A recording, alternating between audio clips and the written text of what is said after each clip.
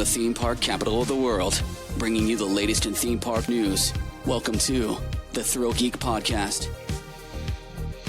Hello, everybody, and welcome to the ThrillGeek Podcast. We are... Clint, we are already... Clint. Huh?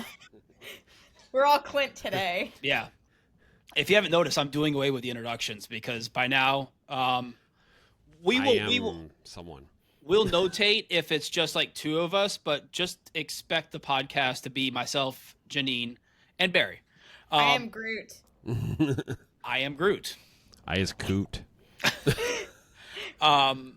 So we are, believe it or not, more than halfway through Halloween Horror Nights 2025 already. Stop which it. is I had an existential crisis about this today. Yeah. Like full blown. Ask my best friend. When we started, when we mentioned about talking about it on the podcast, I kind of thought about it, and I was like, I was talking about getting Halloween decorations down. We're recording this on October 7th. I was like, October is just like, I know it's only the 7th, but I don't know. It just seems like creeping away. Spooky season is just slipping away, and it's kind of sad. So we wanted to quickly give our kind of halfway thoughts. We're not going to go over every house. We're not going to go over every scare zone. We're just going to kind of briefly go over our mid-season HHN thoughts, where we were before the event started and where kind of things are now. Because I don't even think I know either of yours. If either of you two had to pick your number one house right now, what would it be? Terrifier. And Terrifier? I'm really shocked.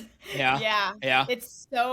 It's consistently so much fun. The interactions are so good. And like, I'm not a huge fan of the movies. Yeah. But like, it's so perfectly done to the movie, and it's long. Like, I feel like it just keeps going and going.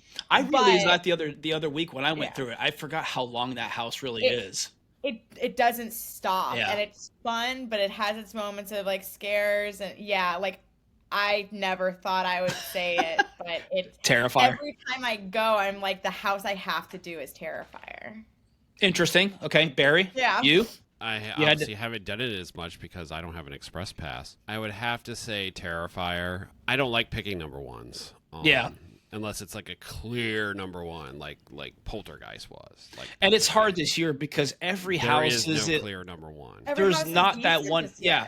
I've mentioned this before in our previous recordings. There's not that house this year that's like, oh my God, you have to do this house before you leave HHN, because they're all fairly at least good.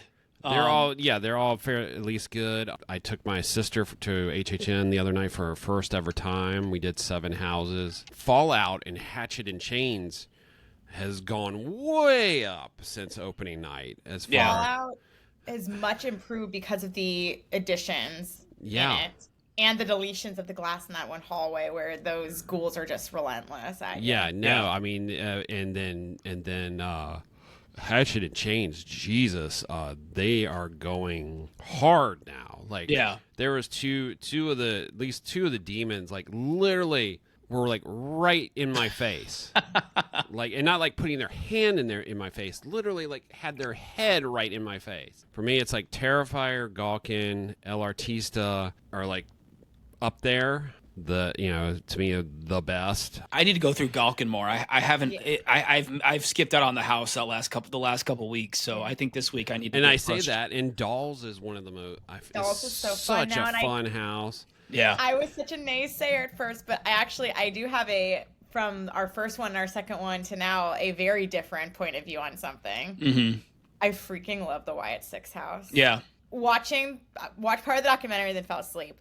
But like just seeing like all of that, but then the last couple of times I've gone through it in Stay and Scream, I've gotten like the first cast I've gotten genuinely startled and scared. And like, I again, all of my 5 feet tall menacing nature in the house, the very tall men with their dreads in my face, like in that one hallway, it's like, it's so consistently on point. No, that A cast of that house, absolutely they insane. go hard. and it's very impressive. I never thought that would be one that I'm like, I genuinely have to go through it every time. Like, I now like have a joke of like, yes, I have Express. I like to try to go in, do a few houses, meander around, get a snack and leave because I'm a sleepy baby. That's the house I do first every single time I do Stay and Scream, because it's usually I will walk right in. Yeah. And I'm just like, yay. I think we've all learned Stay and Scream now, since it opens at 5:15, and if you do Stay and Scream and you have one night, you need to start at the Y at 6, because usually you can go through that and then you go straight to that and get in line for FNAF. Mm-hmm. By the time you get in line for FNAF, that initial crush clears out. Yeah. And I think for the standby, you sometimes, even though it may say it's longer, you sometimes I've seen people say they get through it 30, 45 minutes, that they have the wait time artificially boosted. Huge shout out to operations though. Like they're crushing getting people through because it is busy. Like it's busier this year, I think, than it was last year. I know. We went to, I took my sister, we took her through FNAF and had a posted 90-minute wait. It was 45 minutes. But no, the other thing I love about Dolls is the fact that you can go say hi to Lila, and then you tell her how much you love her house, and she gets so excited. And or you tell her you went through the house, she gets so excited. And it does have the GOAT line of the year in terms of like my like audio keys that I walk around some days being like, Mama.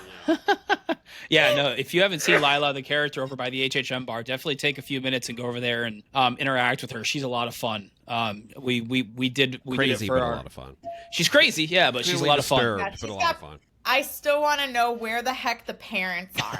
Like, if my child was in an attic doing this, it would never get to this point. We'd have these problems. We got some therapy here, something. It's more than therapy. She has a mask made of melted, like she's like a whole Silence of the Lambs-esque, like she's not right. She's not okay. My top one, Jason's really interesting. It's been interesting watching people's reaction to Jason. There's been people that have absolutely not liked that house, and then there's people that have absolutely loved that house. And I think Jason is up there for me because it's got that kind of, especially at the ending with the gauntlet run, it's got that Insidious vibe for me. So I'm having like flashbacks to last year, because that's what I love at a house. I love intensity, and the Jason house, he's everywhere. The hallway just doesn't do it for me. Yeah. I think because, again, short person problem, the elevation. They're all way up high. They're all really high. And so like they're like straight down on me. And so like there's been times I've been walking through it, my vision hasn't adjusted. I'm like, where Jason, you're over there. Like, but I mean, the first part of it though is like, I know we have 2 slashers this year, but like it is like so differentiated types of slashers. Mm-hmm. And like the Jason house is the beginning portion of that is a quintessential what I want to see in a slasher. When you think of a Jason haunted house, the one that they got this year is perfect.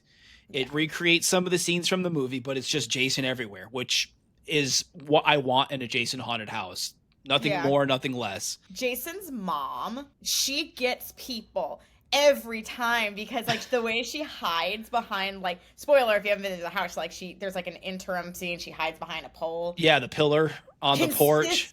Consistently freaks people out. Like I'll be like all the way up, like going to walk, and you'll just hear a shriek as soon as her cue goes off because she's so in people's faces. And it's like, one of the actors is older, and I'm so impressed every time. Like the energy, it's amazing. Yeah, she's great. But yeah, no, you guys pretty much, Terrifier's up there for me. Like I was saying, there's not a horribly bad house this year, and there's not a house that's like, for me last year it was Insidious. Insidious was That was the house. That was the house you had. I was telling everybody, do Insidious.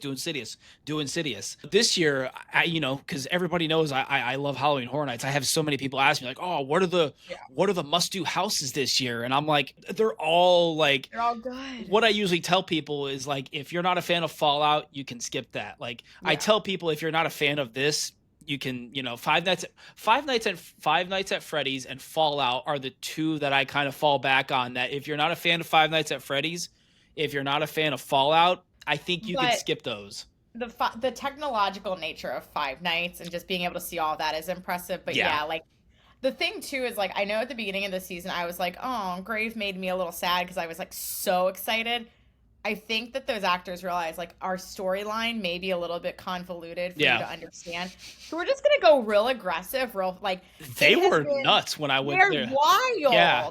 That one part with the alien guy like up on the balcony, he was like rocking back and forth. I was like, what is going on? You guys have gone the room that's like the black hallway too, where you go and there's like the guy's intestines coming down. There's the 2 actors in it and it's enclosed. Yeah. That thing every single time, because like the way that they strobe it, while for some people who don't understand like all like and don't do all the research like we do or like the behind the scenes stuff, like it's a little bit more confusing. Yeah. It's gotten to be one of those that's like it's just so intense that like they up the ante because I think they're like, well, our storyline's nobody understands our house, so we might as well just go bat you know what crazy.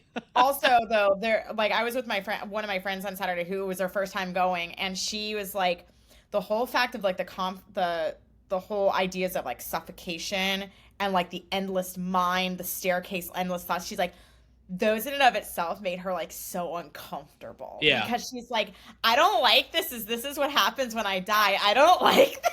There's the underlying like messages of that house about like dying and death are it's interesting, crazy. But I don't think it panned out very well in a haunted house. I don't know. No, I had to explain it to people. Yeah. And when you have to full blown explain, like, you're going through this, these are where the caskets are. You're going through this. It's a bone crusher. Like, I thought that was like an alien life form the first few times I went through the house. Yeah. It's just, the house. Yeah. You really have to explain it to people. And when you really have to explain a haunted house to somebody, it kind of takes away from I've gotten some good scares in there. It's a great haunted house. And I mean, we haven't even talked about kind of switching gears, El Artista, which is just consistently just beautiful. That's been my stay and scream tactic. That is now, I might as well just trademark it because it's worked so consistently. Is I go to Wyatt. Yeah. And usually out of that, then hop right into Terrifier. Hope I don't get rained on because that's happened twice now. Do Terrifier, go over to FNAF. After FNAF, it's basically like it's usually 6 at that point, which is wild with Express. But then it's like Dealer's Choice, Grave of Flesh, or El Artista. The last time I did El Artista first and got every single actor, gargoyle flying. Yeah. That house is just ridiculously pretty, but also when you get those scares timed, it is just it's so much. It's so pretty. I noticed with that house, the more recent times I've gone through it, that is a house that you have to time. Some houses you can go through. I've noticed with Halloween Horror Nights haunted houses is sometimes you can go through a house, miss some of the scares, but still have a great run through. El Artista, I think, is one of those houses where you need to time you have to have a good run through of at least 90% of that house. Like the front room, you need to have the floor with like the see-through transparent ghost rise up. The stilt walker. Like very specific, but like when you get it, it's great. It's but beautiful. Like it's one of those too though that like the one day I went through, there was a few people in front of me who were going very, very quickly. Yeah. Because they were terrified.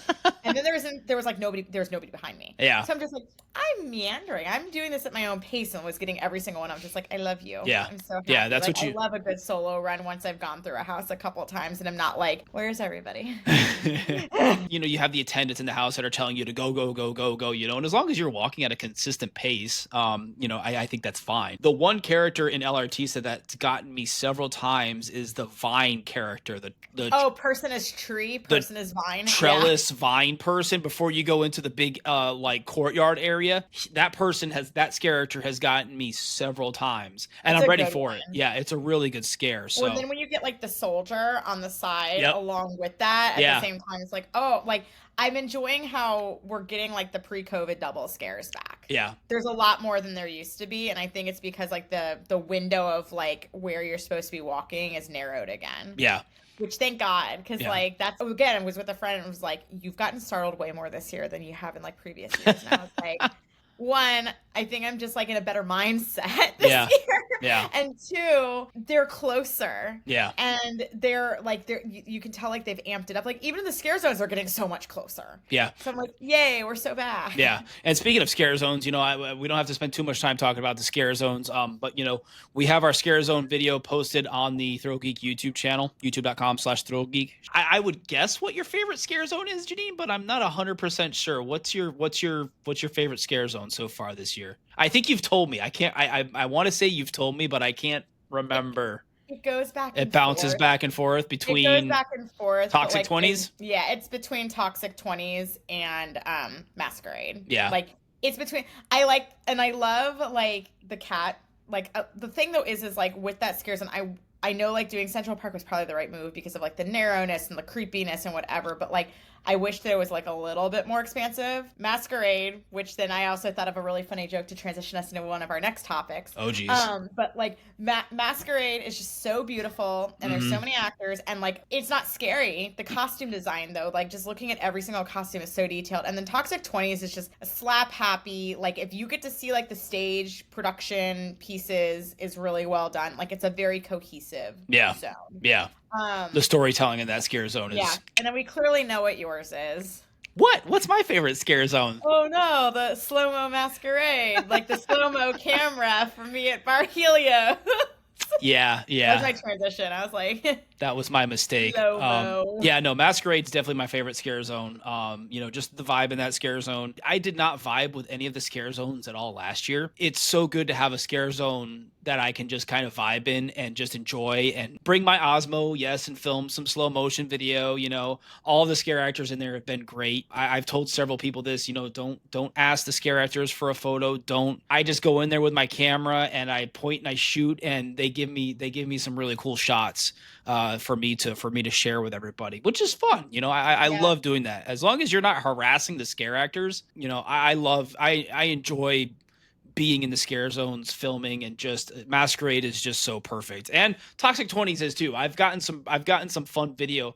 That is the fun scare zone to get some fun comedic, if you want to call it, some video in. So if you're looking for the silly scare zone, it's definitely Toxic 20s. What's really funny is I totally blanked on what the scare zones were last year. And I was just like, oh, I need to pull up like the website and like give myself a quick refresh. I was like, oh, I feel bad. Yeah. Demon Queens was in Hollywood. Swamp the Undead was Central Park, which that was my favorite. Swamp was good. Swamp was good. Torture Fair in New York, which was fun. That was good. And then Blumhouse and the Duality, which was just like the front one. That's right. Yeah. Surreal Scare Zone in Hollywood. What was that one? That was the Demon Queens. Yeah, that was kind of like Surreal Scare Zone. Yeah. She was cool in that scare zone. But yeah, none of them clicked with me last year. Club Horror, which seems to be a hit. I've been actually surprised that people. What I do have to say though that I like about it overall is like it's so age friendly that like if like I've seen a lot of kids in there who's like clearly like they're old enough that like it's fine that they're like at the event, but also at the same time like they're probably not walking through any of the houses or doing anything, and like they're there with like a parent just like chilling, vibing, and it's like it's fun. Yeah. And then you have the car hop roller skaters at Mel's, which have been an absolute blast. I know we've been there. We filmed a couple videos, and a couple of the car hops were really fun to work with, and were in our video and stuff, which will be coming soon. Our food video. I think that was the one where That's the food video. Yeah. That'll be coming soon to the YouTube channel. I'm very hopeful of them like doing that activation. I was thinking about this the other day of like, they could so easily turn that into a house of just like you're in the restaurant and like stuff. A Mel's. Like, yeah, I could see that. They could turn that into like almost like it was giving me like Leave It to Cleaver, Meaty Meat, like that kind of like I don't know, like you could almost expand on the story of how they became zombies and exactly and they could be like eating people, like it's just a little sprung tent one. I could see that. Janine, speaking of me filming in the scare zones with the Osmo, Janine headed over to Helios Grand Hotel over at Universal Orlando Resort. They invited us out to try some. I guess it was new food, new drinks. It was like new food, new drinks, like an overview kind of like the menu at Bar Helios. And just another thing too is I believe that as of now they are not requiring it's not reservation immediately required to go up. Yeah. And so they're like opening that up, and they're also working on a mocktail program which starts this month also. So they were highlighting some of like their more unique like mocktails and things, and then some of their like very experiential type of food things. Yeah. Like the tomahawk. I was gonna say, so let's talk about that tomahawk steak experience. So I have to say, like, I'm a girly that if you give her a steak, I will be very happy. They cut the whole tomahawk, did the whole presentation, put the food out. Everyone was taking their pictures and stuff, and then like walked away from it. And I'm just like, Janine's Is like, this for eating, right? And they're like, yeah. And I was just like, thank you. I love steak. But it was really very, very good. It's pretty expensive. Yeah. So it's one of those like specialty type of things, but it was very good. They also did a like cheese experience where it was like cheese and there's a bunch of different things on top of it. And cheese. it was very good. And like understanding the way that they did the presentation of it was cool. And then we got a couple of different cocktails and mocktails to try. The one cocktail had feta cheese with it, which was like, how was that? Bizarre. That's but also, so like, weird. You get like blue cheese stuffed olives and things with martinis, so it's kind of like a twist on that. Yeah. Unintended. I mean, I'd rather have feta than blue cheese. I'd rather have blue cheese, but like it was still good. And there was one that had like raspberry that was a mocktail. The mocktails like the drinks were good. The mocktails outshone anything with alcohol. Like they were so well crafted. Mocktails get so much hate, and I'm like, I love a good mocktail. Good. Yeah, like everybody, like I see so much like hate about because they've become huge. Mocktails have become a huge thing, in particular at the theme parks. Well, it's the thing of people think of mocktails of just like you're gonna put some soda water and some like fruit juice together and call it a day. These are like full blown handcrafted, like. The same amount of detail is going into these as is going into any of the cocktails that they have on the menu. And then they had like the shattered rose dessert that was basically like they liquid nitrogen a rose and like broke it over top, and which was really fun. And there was like the amount of food, like they brought out like a seafood tower with like liquid nitrogen, which was fun. Yeah. And there's like one of the best crab cakes I've ever had because it tasted like legit full-blown crab. There's a compressed watermelon salad. Like there's something that everybody will enjoy on the menu because it is so eclectic and diverse. But it's also like the type of food that I left feeling like they fed us really well. Like thank you, Bar Helios. Like it was great. I didn't feel like overly stuffed because it's like it's healthier too. Even though like the quantity was a lot. Yeah. If that makes sense. A tomahawk steak is healthy. Well, besides the steak, but how much was the tomahawk steak experience? Like $160, $160? Yeah, it's $160, which like it's a large piece of meat. I was gonna say it's shareable. It's big. Yeah. It's shareable. But yeah, like every single thing was really well done. And of course you got the views up there at Helios. Like the views are gorgeous afternoon. Like we've been complaining about how much rain there's been the last few days. Like it was a beautiful clear day. Like just being able to look over like the angle that we were at was really great to see into Isle of Berk. And it's like, hi baby. Yeah. Yeah. Truly such a good experience. Like I want to go back and eat stuff. It was one of those experiences that I'm there and I was like, I want to come back. Did they get cool experience up there? You said the mocktail thing. Did they give you a time frame for that, or is it just kind of? This month is when they're starting the program, so okay. I think that they've been gradually rolling things out. But they said it was going to be in October, so like the event was the last day of September. And now, obviously, it's been a week, so yeah. I think that we're getting to the point where it's about time. No, if you haven't been up to Bar Helios, so cool. It's so cool. It's amazing up there. The view, even the bar itself with the big dome with all the stars and the. I remember the first time we went up there for the media preview, and I was like, "Oh my gosh, this place is." I took lots of video of that because I was just like, "Oh my god, it's so like it's a very nice place." Yeah, definitely. And they were saying though, like it's less busy. Obviously, during the week, they get a lot of business. Obviously, on the weekend, Sundays are extremely heavy for them. Probably of like people like transitioning in and out of going to the parks. Cool. Yeah, and you can park there. You just got to spend your money and get your parking validated. By the restaurant to avoid the $100 parking fee. You don't want that on your tab. Or you can, if you have an annual pass, park at City Walk, take the bus over. You can do either one. But it is an elite experience. It is probably maybe the most expensive thing at Universal. The restaurant experience you can do. The views, if you're up there, especially at closing time. As cool as Celestial Park looks, it looks its best from Helios. It's at night. At night and with the little closing show they do, it's pretty jaw-dropping. Coming from somebody that stayed at Helios, yeah, the views are, At Bar Helios and the hotel, you are paying for the views. Yes, you're paying for the view. 100%. It's worth it. Moving on, we're going to wrap up here with a couple of national park news stories. We have next year is going to be the year of the dark ride / coaster experiences at least SeaWorld Orlando and Dollywood. I wanted to touch on this new ride coming to Dollywood, which sounds really cool. They've been teasing the heck out of it. Night Flight Expedition is largest ever attraction, opening up next year at Dollywood. This hybrid attraction, we've seen it. Where's the one that's overseas? I can't remember what park. It's in France. And I'm going blank on the name. Yeah, of it. if you care, yeah. No, it's not Park Extras. It's not that one. Is it Puroland or this new Night Flight Expedition attraction? Basically, for those, it's a hybrid attraction. It is a roller coaster. It is a dark ride. It is a water ride. It says right here in our article, the attraction fuses roller coaster thrills, whitewater rafting, immersive media, and scenic boat rides into a 5.5 minute journey through the Smoky Mountains at night. This ride's going to be 5.5 minutes long. Ride. Yeah. It says the ride narrative centered on twin scientists Cora and Jasper Oakley, who invite guests to join their search for Secret Lake. Using their invention, the bioluminator, they set out to track glowing roots from Wildwood Grove's magical tree, leading to discoveries of bioluminescent wonders hidden in the Smokies. So it's going to be like Pandora the ride, but for the Smokies.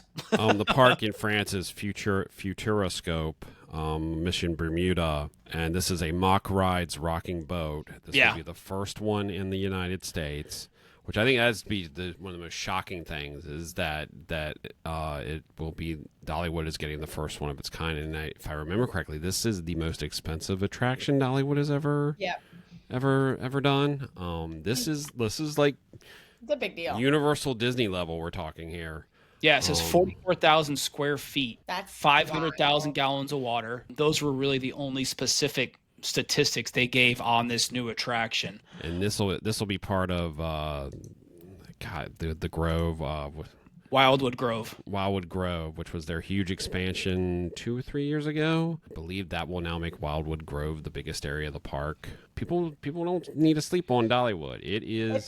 It's one of my favorite parks. I love Dollywood. It has become one. It is now. I mean, especially I feel like with this edition, it is up there with Hershey, Cedar Point, Knott's, world class. Well, Canada's Wonderland as a world class regional park.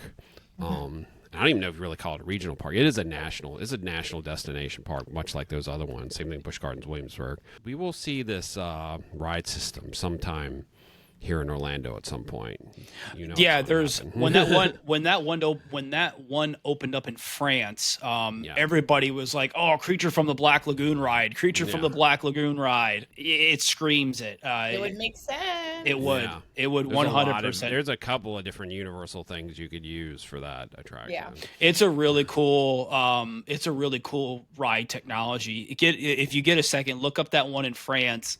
And that one's outdoors. This one's going to be indoors. So it's going to be indoors, and and we know a couple of people who've been there and ridden that, and they are like rave about how amazing. It's just unlike anything anyone's ever seen before. SeaWorld Orlando announced their new attraction for 2026, SeaQuest Legends of the Deep. Think anybody saw this coming? I don't think anybody knew what SeaWorld was doing for 2026. There were definitely rumors out there that it was going to be a dark ride versus a coaster. Yeah. But which frankly, I'm very happy that it is a dark ride because SeaWorld has a fantastic lineup of coasters. They don't need any more right now. It starts raining. What do? You need Expedition Odyssey is obviously new and it's not insanely high capacity. No.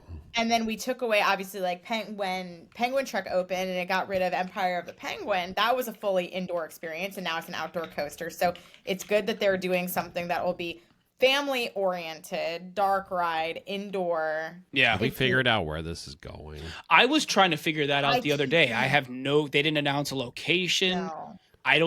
There's no construction walls up anywhere in SeaWorld. I mean, don't they're know. doing construction back where like you enter for Hallow Scream, but I don't think that's the location. This is a dark ride, so it's going to be they're going to need a big building. Big, yeah. I mean, we were all hoping eventually for a Sesame Street dark ride, but what's really interesting though is more money. SeaWorld San Diego had that submarine quest ride, God. which did not do well. Was so disastrous, and that was outside part of the time. Part of it went outside, yeah.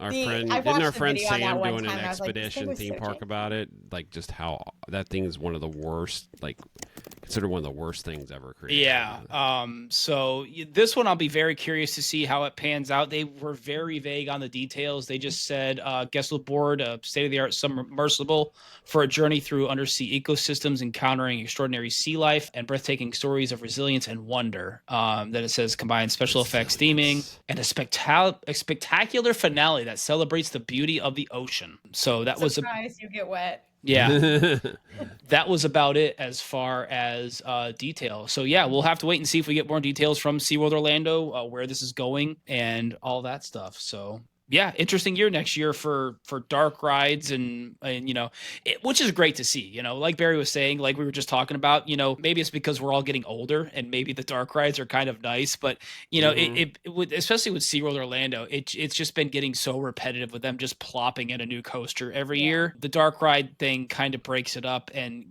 caters to Penguin Trek was great because it was a family coaster, but this ride will give little ones even more something to do in that park, which it needs. It's the coasters are great. They have a great lineup, but yeah, and I'm looking at the map right now because now I'm like, where is this? Yeah. There's some plots of land that are kind of over by the Nautilus. Yeah. Which would kind of make sense in that area because of like the whole thematics of like it looks like there's shark imagery and things also like in this video that they released, but they use all their space and they have so much like life support equipment too for the animals. Yeah. And there's I didn't look back by like Journey to Atlantis or anything. If there was room back there, but yeah, no. There could be. The Coral Rescue and like the turtles are back there, aren't they? Well, where the manatee thing ends, and then I think there's like might be some space back there between Journey to Atlantis and the manatee area. We'll get a pretty good idea soon here. I'm stumped. Yeah, if this thing's opening up in 2026, surely they got to get rocking and rolling on it here. And then going back to Dollywood's the ride there, all they said was spring 2026. So I'm guessing they're pushing to get this thing done by opening. I believe the building is up. Yeah, the building is up. It's huge. Well, and also, because their season, they closed for a couple of months because of the snow and everything. Yeah. The Pigeon they Forge, closed Gatlinburg before. area. They closed, I think, the 29th or the 30th is the last day. Yeah. So for their amazing Christmas celebration, you should check it out. Yeah, no, if you haven't been to Dollywood and you're able to make time to get up to Dollywood, visit that park. It's such a great park. Yeah. Every time I bet the food, oh my God, don't even get me going on the food of that park. Such a good park. Oh God, the food. You can spend a day just eating food at Dollywood. Cinnamon bread. Oh, how I miss you, cinnamon bread. When you were gone, Barry, we talked about scare zones. I didn't know. Did you want to touch on anything or? They're all amazing. They're all amazing. Clint spends way too much time in Masquerade. so mean. Let me guess what your favorite scare zone was, Clint. So mean. I will say it is the best. It is the best scare zone. As beautiful as the cat on Crooked Lane is, Masquerade is much better. Yeah. It's just more beautiful. Toxic 20s though is so much fun because they get to talk and they've all like most New York scare zones, they've all got their characters now. So the interactions now when you go through there, a lot of times it's hilarious. There's so many fun characters and interactions. There's so many fun characters. Zone. I mean, they get a lot like most New York scare zones, everyone gets a little bit more free reign there. But yeah, Masquerade is definitely it's awesome to have an opening scare zone that may be one of the best opening scare zones we've had. Yeah, Janine didn't. A long time. Janine and I didn't even talk about Origins of Horror, but yeah, it's definitely one of the better entrance scare zones. I think Janine said, since like Anarcade, it's been one of the better entrance scare zones. It's the best one since Anarcade, and also a special shout out to the Scare Zone shirt poster is hands down the best artwork this year. If I get a shirt, it will probably be that shirt. Cause you reminded me to pick that shirt up. Leagues better than any of the other merchandise. Like I definitely minimum want to get the poster. It's one of the best HHN artwork I have seen in merchandise artwork I've seen in a long time, since the 30th. Did they come out with a poster of it? There's a poster. Oh, I didn't know there was a poster. There's T-shirt, poster, and there's the button. I've seen the button, but I didn't know they came out with a poster. That's cool. No, they have a poster. Yeah. I might actually get the poster because it's that good. The artwork that was. I remember spotting the Scare Zone shirt in the Mummy in the tribute store Mummy Exit gift shop, and I was like, that's the shirt that I'm getting this year. Yeah, it's way better. It's way better. I mean, the Mel's stuff comes a little close, but probably the second best design this year. But it's light years ahead of the Howl shirt this year. The Howl shirts. Let's get on out of here. Janine, where can everybody follow you online? You can follow me at Scream Queen J9 on mostly X and Instagram. The gram. I don't even know what my TikTok is. I just like things on there that are really silly. Silly TikTok. That's silly TikTok. Barry? At Culture and Thrills on all social media platforms. And you are at IMCG83 on That's me. X and Instagram. And don't forget, if you go to our YouTube channel, youtube.com/ThrillGeek. Of course, you're probably watching this. And check out all our Halloween Horror Nights and our Halloween video. And new videos every week. Every week we'll have one or two new videos. Within us, like, more videos. More videos. We actually need to go shoot a video. So. I teased our food video coming, our HHN food video coming very soon. So I should have that done here. And then, as always, editing the Bar Helios one. It's just going slowly. Yeah, Janine will have her Bar Helios video up, so make sure you're subscribed to the YouTube channel. And with the podcast stuff, if you're, like Barry said, if you're watching this, if you're watching the video version on YouTube, make sure you hit that like button, make sure you're subscribed, all that YouTube jazz. It helps us out. Comments, likes, everything helps us grow, reach more people. And if you're listening on Apple Podcasts, be sure to leave us a 5-star review. That also helps us out as well. So I think that's it. Anything else? Any more housekeeping? Anything? Get out of here. Get out of here. We're out of here. Get out of here. All right, guys. Thanks so much Go for listen listening. to some other podcast. Yeah. Another one of ours. Yeah. Go listen to another one of ours. Our episode. So, all right, guys. Take care. Be safe, and we'll see you guys on the next episode.